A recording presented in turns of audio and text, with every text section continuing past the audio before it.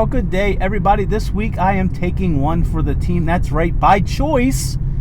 I have chosen deliberately to spend a week in one of the cheapest cars you can buy new, and that's this Hyundai Accent in the SE trim. So why would I do that? That's because I needed to find out if there's a value proposition with this car. There is some specific buyers that this car would be just perfect for, and we'll get into all of that. And there is some really nice sort of attributes to this basic transportation.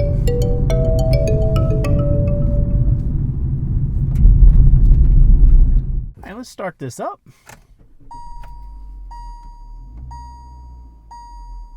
Yeah, so welcome to the 2022 Hyundai Accent. You know, I'm going to give Hyundai a lot of credit for continuing to offer, you know, this class of car. You know, the margins of profit are so thin on these. They really have to take out the content to get these down to the price point. What we're sitting in here today is an SE, and it is out the door with destination for about $18,000. Now, I do have some gripes. Regardless of the low price, I still think there's some legitimate gripes, most of which will be solved by just going up to the SEL, which is another $1,300.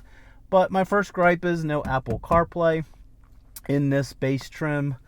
You know, you're just getting to the point now where you got to have that. Everybody gets used to that if you've been driving any new cars. The other gripe is this. Now, no trim level will solve this. This is a nice thick wheel, but it's hard plastic. And if you live anywhere where it's chilly or cold, it takes a long time for this to warm up. It's a lot of plastic to be putting your hands on, so you're always going to have gloves. No center armrest here. Again, you can solve that by going up to that SEL trim. And that SEL trim is also going to give you crazy stuff like rear disc brakes. That's right, we have drum brakes on the back of this. Really no features. Air conditioning, power windows. I do like the gauges. I always like Hyundai and Kia gauges, nice and clear. This car is all about simplicity, and there is a joy in just hanging around with it this week. You know, nothing buzzing or beeping at you, not a lot of buttons that you just get in it, turn the key, put the CVT transmission in gear, and go. We do have two 12 volts down here, one USB, and they do give you a sport drive mode, and you can manually shift your CVT. You do get a handbrake, and I do like the texture on this base model. You've always liked these base textures, pretty durable. But yeah, everything's plastic. You can't expect any more from, you know, at this price point. Now, I will say they do have these nice extendable visors on both sides. That's pretty nice. Let's just hop out and take a quick look and then take a drive. This is in a rental car white, but it does have some metallic to it. So, yeah, it kind of sheens in the sun. The other thing going up to the SEL trim will solve for you is these horrible plastic covers. You'll actually get real wheels, but these are tiny 15-inch wheels, which is, you know, they're going to be cheap to replace. Now, this is my other nit on this car. There is no rear trunk. You have to do it on the key fob or down here. But actually not a bad trunk. I put a big old suitcase in here, and the seats do go down 60-40. And if I hop in the back seat, it's the back seat you would expect.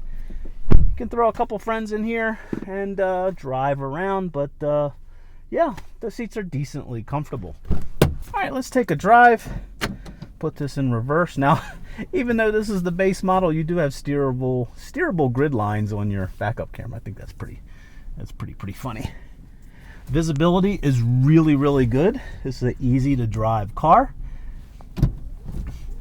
Yeah, and you know, over the week I've had this, you know, it's kind of grown on me. It's just, there's just, you know, we're all about loving your car, and your car doesn't have to be you know, if you like to drive, you're not going to want this car, but you should always love your car for what it was intended to do, and this one provides perfect A to B transportation. Now, what we have under the hood is we have a 120 horsepower 1.6 multi-port injection or dual port injected. There is no direct injected, which should be really good for longevity. And then there are some things I like about this CVT engine combination, because I do like Hyundai and Kia's iCVTs. They're very, very responsive. If I put this over in manual, let's do some downshifts. Very, very quick downshifts, very, very quick upshifts with this. People will rave around about the Honda's CVTs, but I think I like these a little bit better, especially in manual mode. They do. We got some buffalo on the right. Cool. But I really do like this system. I think it shifts pretty well. So now when it comes to handling, it really does fall apart. The steering does have some weight to it, but it's so wallowy. This is almost like a mini Lincoln, how wallowy and slow the steering is. But it does have a little bit of weight, which is pretty cool. They have tried to make this as good a riding car as possible, so it's really, really under-damped. It just wallows all over the place. Now let me just get on the brakes pretty hard here. Yeah, this is a light car, 2,700 pounds. I haven't had any issues with coming to stops, pretty controlled and straight. Again, you got drum brakes on the back. The SEL will give you those discs. All right, let's get this out on the highway here. Just regular old, no sport mode or anything. Just gonna, a little dicey with the steering there.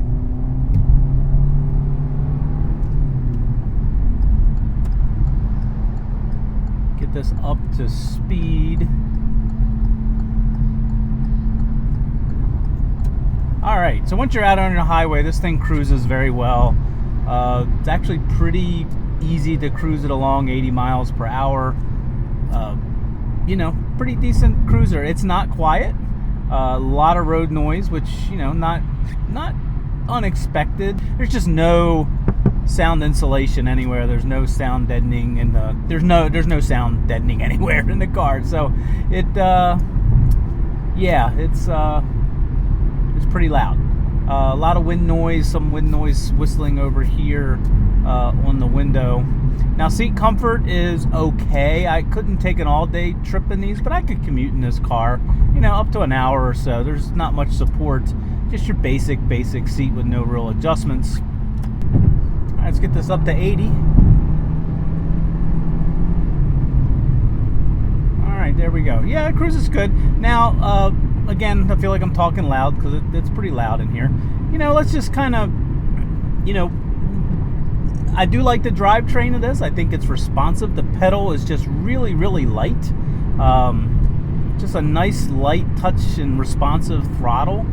So, it adds a little bit of driving enjoyment. But the biggest thing that I found that I really liked about this car this week is the fuel economy.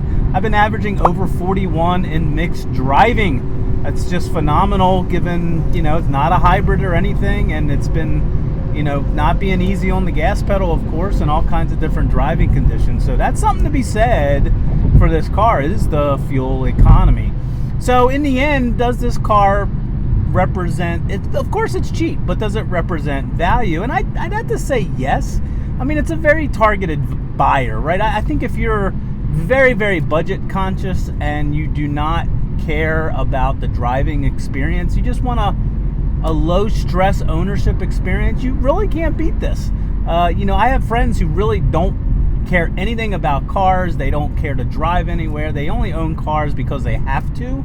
And this would be perfect for them also, because they just for running around in. But if you're budget conscious, if you do like to get out, or you need something a little bit more comfortable for road trips, I think you're going to have to go into the used market. And with an $18,000 to $20,000 budget, I think you can find something in pretty good shape that would drive better. It's not going to have the warranty. That's another good thing about this. This has a great warranty, the first 3 years of maintenance, so it's kind of a stress-free, trouble-free ownership experience. The other thing is, maybe you just need that second car. Maybe your nice car, you keep that in the garage and have fun with it. And this car, as you run around and you leave it out in the snow and the rain, and you don't even have to wash it or vacuum it or anything like that. So maybe that's another type of buy. I will say, if you're trying to look, you're not a big fan of driving, you don't care, and you're like looking for a hybrid, they can be pretty pricey. And I would argue, I mean, I can't prove it mathematically, but I would say that if you're, you want to leave as small environmental footprint as possible, I would think this would beat a lot of hybrids, mainly because of that combination of fuel cost and the manufacturing cost. This car probably doesn't cost much to manufacture. Remember, every dollar that goes into manufacturing does require something to be dug out of the ground, pounded into shape, and that takes energy and resources. So I think the combination of the fuel economy and the manufacturing would make this a very good car if you want to minimize your environmental impact. Now, if you have a little bit more budget, I think the better value play in the Hyundai lineup is the Venue. I have driven Venues, but I haven't really spent a week in one. I'd love to have the opportunity to do that. I think the Venue feels more solid. It's got much more utility, and it has a lot more, it just has a lot more features for the price, but it is more expensive. You're probably a couple grand up for the equivalent trim, but that equivalent trim is going to bring you a lot more safety features, because that's really my only ding with this car. I always feel that front braking assist should be standard.